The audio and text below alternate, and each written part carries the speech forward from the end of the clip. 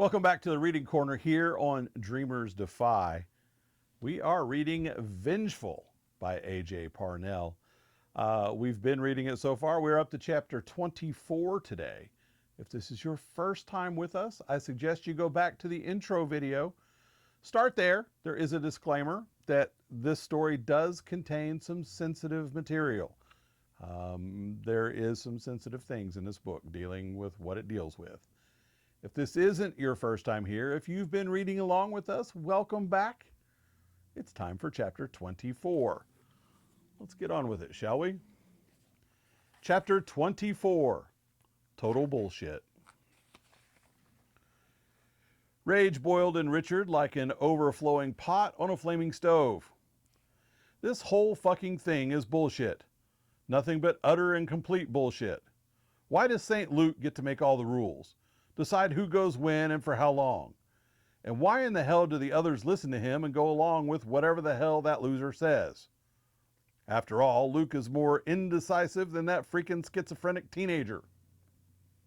From just the other side of the veil, Richard had watched as Luke sulked off into the night after Emily, his supposed partner in crime, leaving that nut job behind to have his turn with the woman that he himself wanted more than anything else to strangle the life out of.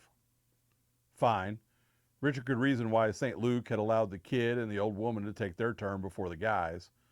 After all, they were weak, timid, did not have much of a chance to do much damage. Hell, Richard had not even been worried about the moody teenager until he spotted him lifting one of Bolton's knives out of his bag and somehow managing to hold it on him. A fact that not only intrigued Richard, but also pissed him off, because he hadn't been able to do it. This had Richard worried.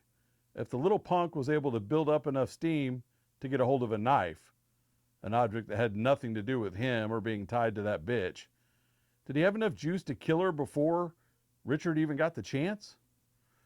God, if Tyler took Abigail out, Bolton would really, really lose his shit. The others might think their supposed savior could finish the job, but he knew the man didn't have the stones for it. Luke was one of those dudes who you could walk on, take everything away from, and they would still try to find the good in you. It was sickening, really, and now more than infuriating. Easing back toward the cage, Richard watched as Tyler studied Abigail. It was easier to build energy on this side, where dead things belonged. The trick was to stay close enough within the boundary to draw energy, while also being able to watch things on this side. An inch or two in the wrong direction or stay too close to the edge for too long, and his power was zapped for God only knew how long. Curious, Richard watched as Tyler cocked his head to one side, picked up the baseball, then methodically began to throw it over and over again against the cage. Had he lost his marbles again, or was he just trying to be really annoying with this stupid tactic? A towering shadow rose up behind Abigail. What the hell? Richard took a step closer to the thin barrier between the two worlds, trying to see who or what had just joined the party. The form was too large to be Izzy or Andrea, and from the energy they had spent, there was no way they could have rejuvenated that fast. Nor could it be Emily. She had wandered off with her beloved professor. So then who or what was in there with his ex? Time to die, Doc.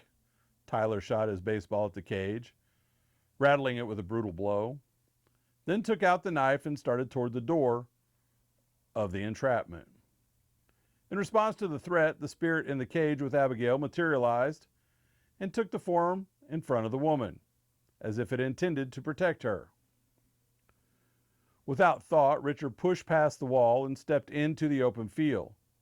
He had to help the teen, but if he did, he might waste the energy he had been building all night and might not be able to get his revenge on the woman ultimately responsible for his death. Frozen with indecision, Richard watched as Tyler, in a full-on rage, stormed into the cage and came face to face with a black form that stood a good foot above him.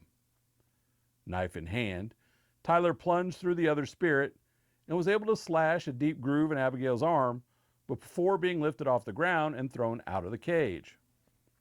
Shit. Richard cursed as the dark form slid between the bars like black smoke and started for the teen. At his feet, Richard looked at the closing ring of salt.